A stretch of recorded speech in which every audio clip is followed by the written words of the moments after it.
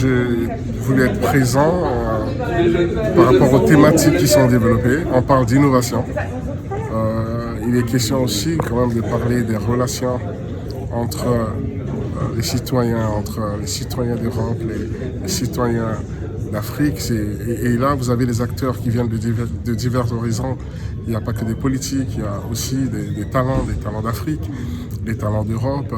Et je pense que c'est un moment important pour échanger sur des questions de technologie, d'innovation, sur des points qu'on a en commun, parce qu'il y a beaucoup de points en commun en réalité, des points convergents entre l'Europe et l'Afrique, et surtout entre les citoyens, parce que la problématique est aussi celle du partage des expériences, des échanges d'expériences entre les citoyens d'Europe et d'Afrique.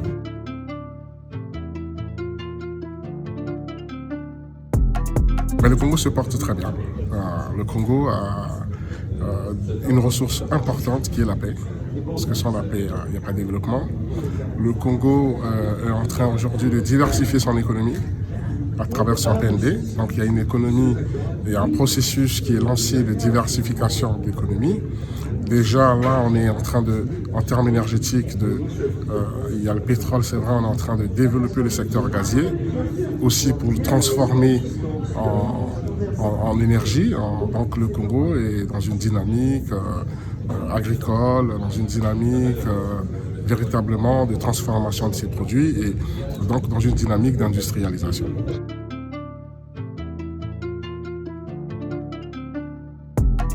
Dans cette zone d'Afrique centrale où il y a des élections qui s'annoncent dans certains pays, c'est des périodes électorales et souvent c'est toujours pas des périodes assez tranquilles. Et le Congo a sa tête un médiateur international, un médiateur de l'Afrique, un grand sage de l'Afrique, qui est le président de Sassou Nguesso, et qui, ma foi, est une personnalité qui rassure et qui, pas seulement le Congo, mais aussi au niveau international. Je prendrai l'exemple de la Libye. Il est porteur aujourd'hui d'un projet avec l'Afrique pour la paix en Libye, parce que c'est le président du comité de haut niveau des chefs d'État africains pour la Libye. Donc, voyez-vous, le Congo est stable, mais le Congo profite aussi de sa paix, de la stabilité institutionnelle aussi, c'est très important, mais aussi de sa société civile et de sa jeunesse, parce que c'est quand même un pays majoritairement jeune, des jeunes qui ont envie d'innover, des jeunes qui veulent entreprendre, et la République, l'État crée des conditions pour que cette jeunesse s'exprime au mieux.